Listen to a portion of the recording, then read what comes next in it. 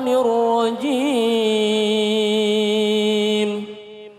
بسم الله الرحمن الرحيم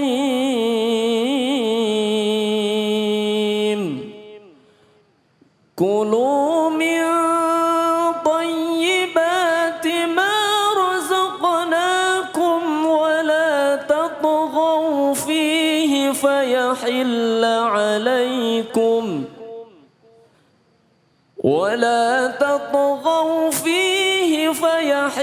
عليكم غضبي ومن يحلل عليه غضبي فقد هوى صدق الله العظيم.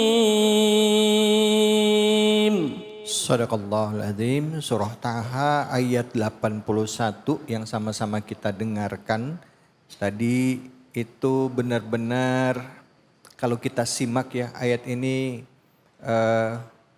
dengan keimanan dan ketakwaan insya Allah akan menggetarkan hati kita. Kenapa? Karena banyak sekali perintah-perintah Allah yang kita baca, kita tahu tapi kadang-kala kita makdub. Ya, susah banget buat ngerjainnya. Kadang nggak mau tahu. Nah, untuk mengenai bahasan terutama mengenai halal dan haram ya. Mengenai tema-tema ini akan sama-sama kita simak ya. Tausiah dari guru kita Ustadz Nofri Perwisa dengan tema yaitu kriteria makanan halal dalam Islam. Silakan Ustadz Fadl. Bismillahirrahmanirrahim. Assalamualaikum warahmatullahi wabarakatuh.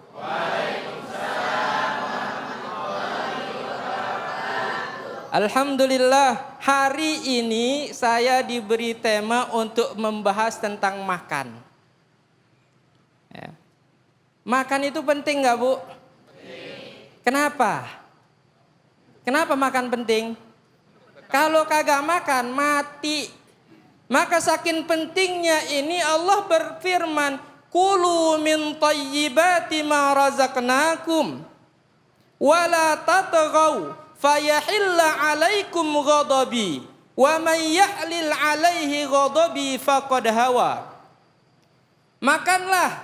Nah, udah disuruh sama Allah makan, sudah belum?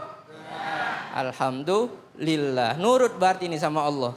Allah bilang makanlah. Tapi ketika makan kita tidak bisa makan seenak perut kita. Tidak bisa makan semau kita. Kulu min thayyibati ma razaqnakum. Makanlah dari makanan-makanan yang baik yang sudah Allah karuniakan kepada dirimu. Wala tatghaw, dan jangan melampaui batas. Kenapa kita bilang makan ini bahasan yang sangat penting? Kalau salah makan, apa kata Allah? Fayahilla 'alaikum ghadabi. Kalau kalian salah makan, kalau kalian melewati batas, maka yang kalian dapatkan adalah murka Allah Subhanahu wa taala. Jadi kalau ada orang yang menganggap masalah makan ini masalah sepele, menurut antum semuanya, menurut bapak atau ibu, murka Allah itu sepele apa kagak? Ini bahasan yang dianggap simpel sama orang. Bahasan yang dianggap sepele sama orang. Tapi Allah jamin kalau kalian salah makan, fayahilla 'alaikum ghadabi, maka murkaku pasti akan turun kepadamu. Wa may yahlil 'alaihi ghadabi, dan barang siapa yang sudah mendapatkan murkaku, faqad hawa, maka dia sudah hawa. Apa arti hawa? Hawa artinya halaka. Dalam satu tafsir disebut halaka. Cari di tafsir Al-Qurtubi, tafsir tentang surat Toha ayat 81 tadi yang dibacakan. Salah satu arti dari hawa, faqad halaka, maka sungguh orang yang makan sembarangan dia mendatangkan murka Allah Subhanahu wa taala. Kalau Allah sudah murka, maka dia pasti binasa. Ya Allah. Ya, masalah makan ini bukan masalah sepele, Bu. Makanya kita sekarang rada serius. Ngomongnya serius. Kenapa? Karena yang diturunkan oleh Allah itu apa? Inna sanulqi alaika qawlan tsaqila. Wahai Muhammad, yang aku turunkan dari firmanku kepadamu adalah firman-firman yang berat. hukum-hukum yang dengan itu bisa menyebabkan engkau mendapat ridho Allah kalau engkau turuti. Tapi kalau engkau ingkar, kalian tidak patuhi, maka itu akan menyebabkanmu mendapatkan murka Allah dan bahkan kamu akan celaka. Dalam makna yang lain disebut hawa itu artinya apa? Hawa itu artinya sara ilal hawiyah. Fa ummuhu hawiyah. Surat apa itu, Bu? Ayo. Surat apa itu? Al-Qari'ah. Fa ummuhu hawiyah, maka mereka akan dimasukkan ke dalam neraka hawiyah. Faqad hawa, artinya dia diperjalankan untuk menjadi penghuni neraka hawiyah. Masih mikir makan masalah sepele? Masih mikir makan masalah kecil? Kagak. Coba kita kalau makan dianggap masalah kecil, kagak dikasih makan 3 hari, puyeng kagak, Bu? Nggak sempat puyeng, Bu, udah mati. Kagak sempat puyeng lagi, udah mati. Maka ketika Rasulullah Shallallahu Alaihi Wasallam bersabda, Innal halala bayyinun, wa innal harama bayyinun, wa ma bainahuma umurun mushtabihat, la ya'lamuhunna katsirun minan nas, wa man ittaqa syubuhat, faqad istabra'a lidinihi wa irdih. Sesungguhnya yang halal itu jelas, yang haram juga jelas. Di antaranya ada yang kagak jelas. Apa? Barang-barang yang syubhat. Barang syubhat itu apa? Perkara-perkara yang tidak diketahui kecuali oleh sedikit ulama kita saja. Dan barang siapa menjauhi perkara-perkara yang syubhat, faqad istabra'a lidinihi wa irdih, maka dia telah membebaskan dirinya, telah membebaskan agamanya, telah membebaskan kehormatannya dari celak dan aib. Ya. Maka Imam Ali bin Abi Thalib bilang, apa kata Imam Ali, Bu? Bu, apa kata Imam Ali, Bu? Kagak tahu? Oh, saya kasih tahu. Apa kata Imam Ali bin Abi Thalib? Ad-dunya, sesungguhnya dunia ini halaluha hisab. Kalau kalian ambil yang halalnya, kalian akan dihisab. Wa haramuha azab. Kalau kalian ambil yang haram, siap-siap kalian kena azab. Wa syubhatuha itab. Dan kalau kalian ambil yang syubhatnya, kalian tercela. Jadi yang selamat itu cuma kalau kita makan yang halal saja. Makan syubhat, ngeri-ngeri sedap, dicela. Apalagi yang makan haram, eksekusi langsung. Azab. Halalnya dihisab, haramnya diazab, syubhatnya diitab. Itab itu artinya dicela. Maka kalau kita lihat pada masa dahulu, kita kenal dengan namanya Abu Bakar As-Siddiq. Kenal nggak, Bu? Hah? Nggak kenal? Tahu, kenal. Hah? Kenal. Kenal? Pernah dengar Abu Bakar As-Siddiq radhiyallahu anhu? Kenal. Abu Bakar As-Siddiq itu punya seorang hamba, punya seorang budak.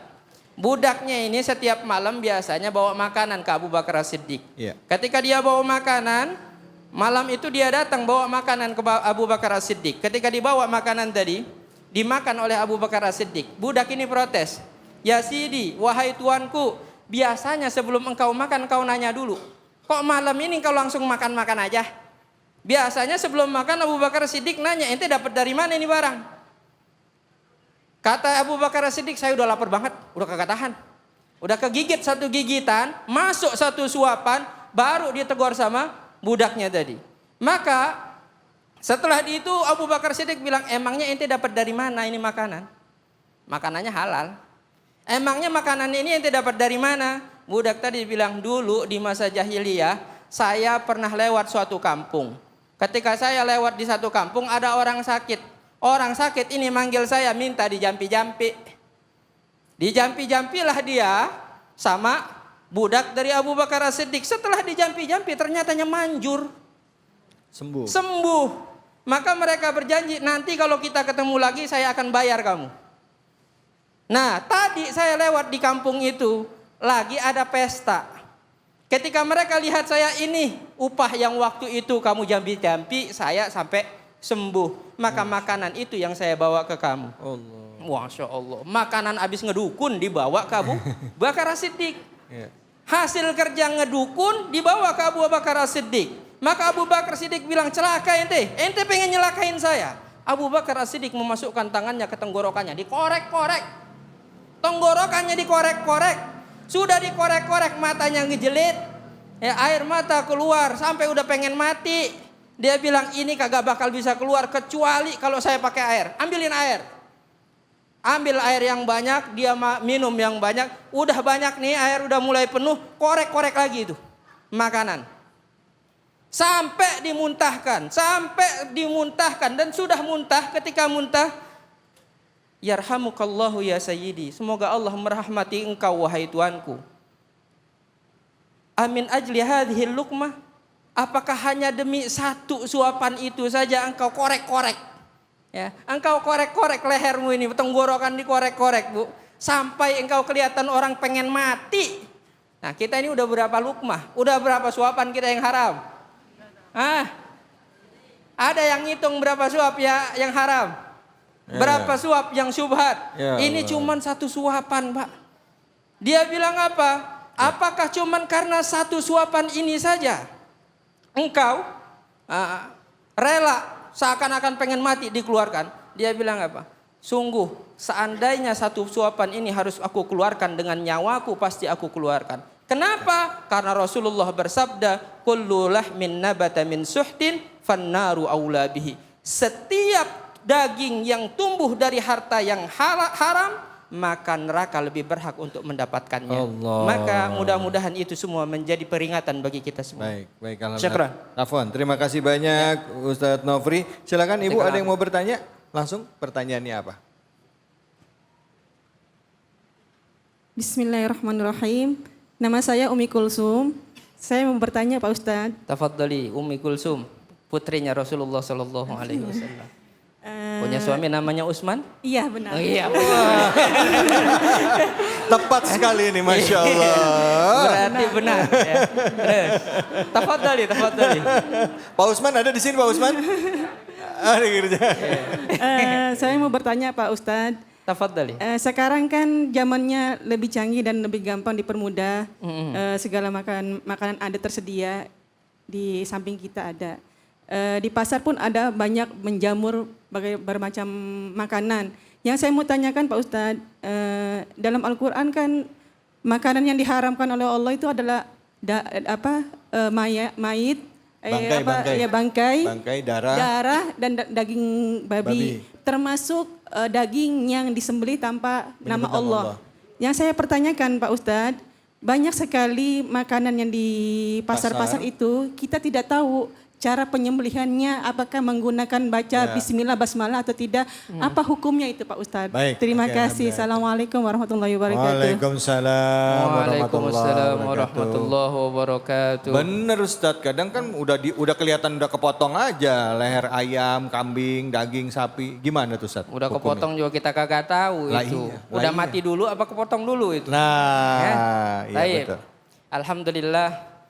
Pertanyaannya ini mewakili banyak orang ya mungkin ya. Masalah kehati-hatian, kalau orangnya yang benar-benar warok nggak bakal mau. Cuman kalau ibu disuruh motong sendiri, sanggup nggak Bu? Disuruh motong ayam sendiri, lepas sama leher-lehernya semua. Pas lepas lehernya ibu yang kabur. Soalnya apa? Ayamnya masih lari. Tapi yang berlaku di sini adalah ketika barang itu sudah tersedia di pasar, yang kita lakukan hanyalah berhusnuzon bahwa semua orang yang memotong itu, pertama dia yang memotongnya adalah orang yang muslim dan dia tahu cara memotong dengan baik dan benar. Ya, ini husnuzon kita. Kita berhusnuzon bahwa itu dipotong secara halal. Kecuali ada dalil yang menunjukkan bahwa itu dipotong dengan cara yang tidak halal. Ya. Kecuali ada dalil, oh si Anu motongnya sembarangan, kagak pakai bismillah. Banyak orang yang menyaksikan itu, dia potong set. Ya. Kalau sudah banyak yang menyaksikan bahwa dia motong tidak menyebut nama Allah Subhanahu wa taala, dia motong sembarangan, jadilah itu bangkai, maka bangkai itu diharamkan bagi kita untuk dimakan.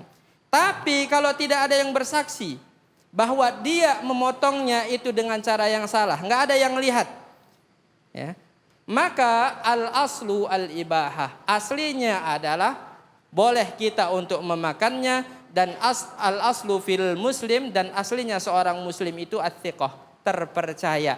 Dia dipercaya karena keislamannya. Iya. Dia dipercaya karena keislamannya. Maka salah satunya tandanya apa, Bu? Pilih orang kalau dagang yang kayak begitu, pilih orang yang dagangnya sholat.